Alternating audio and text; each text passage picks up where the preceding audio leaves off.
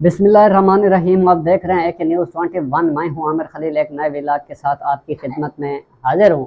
इमरान खान के बेटों का NICOP जो नंबर है, वो जो दो दरख्वास्तें उन्होंने दी हैं और वीज़े का जो ट्रैकिंग नंबर है, वो भी दोनों आज तहरीक इंसाफ ने जो है वो शेयर कर दे। वो नंबर भी आपके सामने रखेंगे। और उसके साथ इमरान खान के बेटों ने बाकायदा पाकिस्तान आने का पहले ऑफिशियली ऐलान किया था। अलीमा खान ने आज बाकायदा तौर पर उन्होंने जो बरतानी सफारत खाना है उसको दरख्वास्त भी दे दी। लेकिन कल का जो इमरान खान के बेटों का इंटरव्यू था, वो बड़ा अहम था, वो बड़ा इंटरेस्टेड था। जिसके बाद एक दबाव आया। उस दबाव के बाद जो कहते थे लोग कि भाई इमरान खान के बेटे आएंगे, हम उनको गिरफ्तार कर लेंगे। कोई कहता था कि भाई ये आकर तो दिखाएं, हम इनको देख लेंगे। जब उन्होंने वहां पर इंटरव्यू दिया तो उस इंटरव्यू में उन्होंने army chief field marshal general Asim Munir को कहा कि आप बुनियादी इंसानी हकूक का ख्याल रखें, आप शफाफ ट्रायल जो है वो मेरे वालिद को मुहैया करें, वो देखा जाएगा। उन्होंने कहा कि हम जब आएंगे तो कौन हमें रोकता है, कौन हमें गिरफ्तार करता है। अपने वालिद की खातिर जेलें जो हैं वो हमारा कुछ नहीं बिगाड़ सकती। ये कासिम खान जो इमरान खान के बेटे हैं, उन्होंने ऐलान किया। और उसके इंटरव्यू के बाद आज जब इमरान खान के साथ तोशाखाना 2 केस के ट्रायल के दौरान वोकला की मुलाकात हुई, तो वहां पर इमरान खान ने कहा कि बाकायदा तौर पर मेरा टीवी अखबार और बहाल कर दिया गया है। और उनके साथ उन्होंने कहा कि मेरे बेटों के साथ भी जो है 1.25 घंटा 1.5 घंटा जो है वो बात कराई गई है व्हाट्सएप के ऊपर। तो उसी के जरिए इमरान खान ने एक दो और ऐलान भी किया। इमरान खान ने कहा, जो अलीमा खान ने बाहर आकर जो वोकला के साथ उनकी मुलाकात हुई, तो फिर उन्होंने जो है मीडिया के ऊपर बताया। उन्होंने बताया कि भाई इमरान खान ने कहा कि ये जो जिन लोगों को नायल किया गया और सजाएं दी गई और उन सजाओं के बाद जो सीटें खाली हुई है, इनका तहरीक इंसाफ बेकाट करती है। ये इसके ज़िमनी इलेक्शन में किसी सूरत जो है हम हिस्सा नहीं लेंगे। दूसरा उन्होंने कहा कि 5 अगस्त को आप निकलें।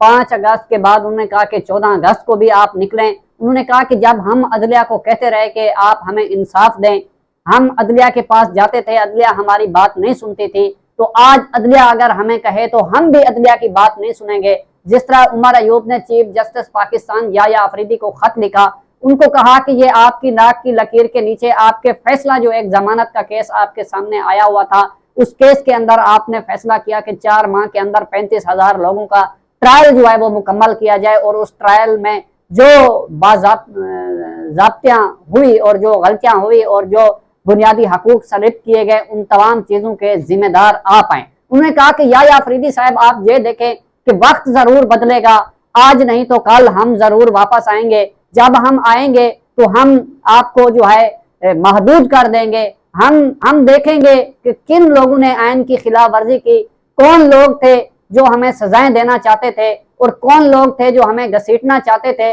इसके बाद आप देखें कि ये क्या इनकी ट्रांसपेरेंसी जो है वो रह गई है। और पहले भी इनकी जो तो डिलीवर थी वो डिलीवर नहीं कर सके। उसके बाद जब आप 10-10 साल अपोजिशन लीडर, तीनों अपोजिशन लीडर को 10-10 साल सजाएं सुना देंगे, तो उसके बाद आप क्या समझेंगे कि ये लोग हमारे साथ चलेंगे, ये आपको सपोर्ट करेंगे? हरगिज आपको सपोर्ट नहीं करेंगे। तो इमरान खान के पास उन्होंने कहा कि भाई बात यह है कि मैं वाज़े तौर पर कह चुका हूं कि इन लोगों के साथ जो है वो बातचीत नहीं हो सकती, ये लोग हमें उठाकर बाहर फेंकने वाले हैं। तो इसी के ऊपर आज जो इमरान खान के बेटों का जो ट्रैकिंग नंबर है वो मैं आपके सामने रखता हूं।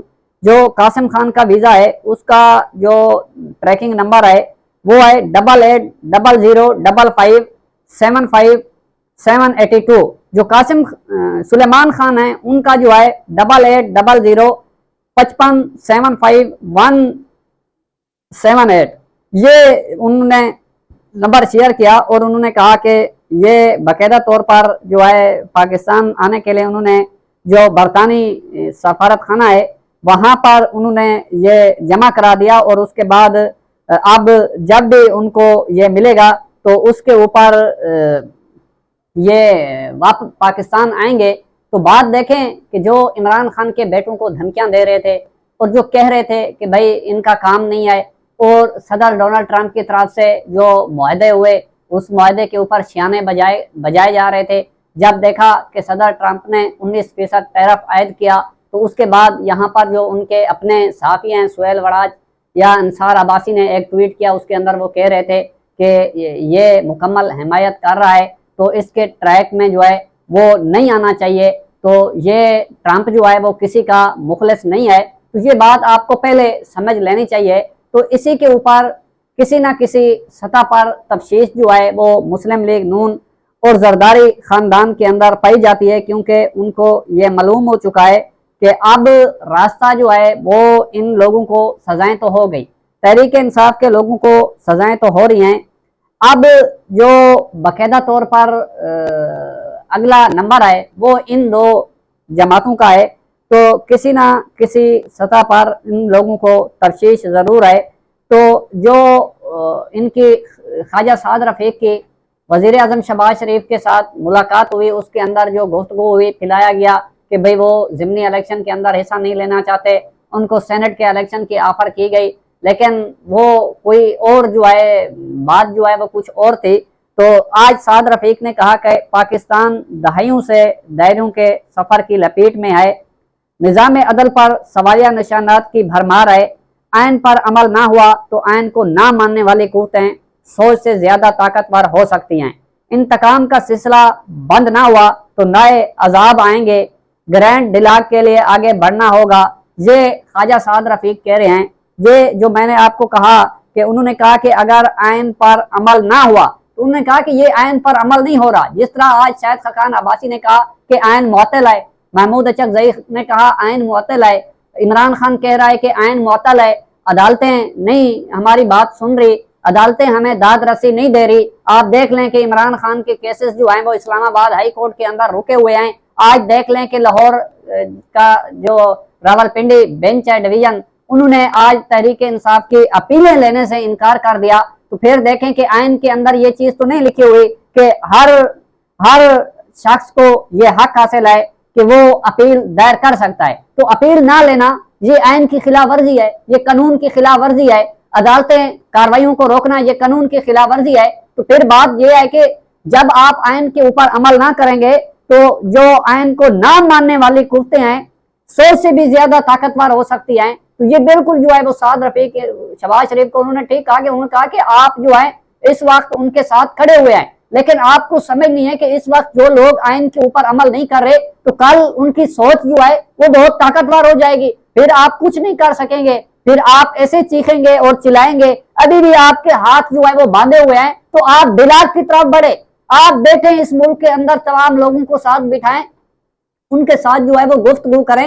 ये अलायंसेस जो ब्रेकिंग न्यूज है या ये ख्वाहिशें दिल के अंदर रख के इमरान खान को जो है 10 साल सजा या 20 साल सजा या 25 साल सजा या जेल के अंदर जो है वो डालकर 2 साल हो गए, इमरान खान ने जवान मर्दी के साथ जेल काटी। इमरान खान यही कहता था कि आइन मुअत्तल है, अगर आज आइन बहाल होता तो 1 माह के अंदर इमरान खान रिहा हो जाते। इन केसेस के अंदर क्या था, जब नवाज शरीफ के ऊपर केस था तो शाहिद खान अब्बासी ने अभी जो है वो अंसार आलम के प्रोग्राम में बैठकर उन्होंने कहा कि उस वक्त अदालतें जो थी उनका कुछ ना कुछ जो है वो वजूद था, आज जो अदालत है उसका कोई वजूद नहीं है। इसी तरह उमर अयूब ने कहा कि उन्होंने के फैसलाबाद का जो जज है जिसने हमें सजा दी उसने एक दिन मरना है, जब वो मरेगा तो फिर उसकी जो मैयत होगी उसके जो रिश्तेदार हैं या उसके घर वाले हैं वो उसकी शक्ल भी नहीं देखेंगे, क्योंकि उसने जो बेगुनाह लोगों को सजाएं सुनाई, वो लिखा लिखाया फैसला उसके पास आया,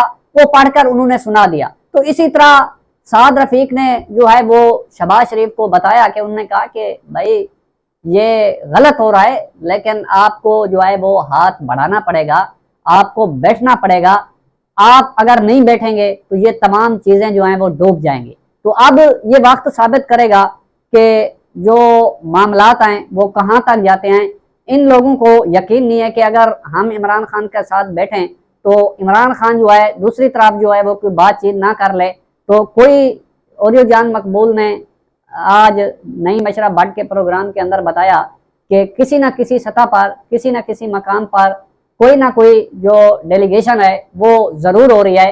तो अब उसका रिजल्ट जो है वो पता चलेगा कि रिज़ल्ट क्या आता है, तो जो तफसील होगी वो आपके सामने रखेंगे।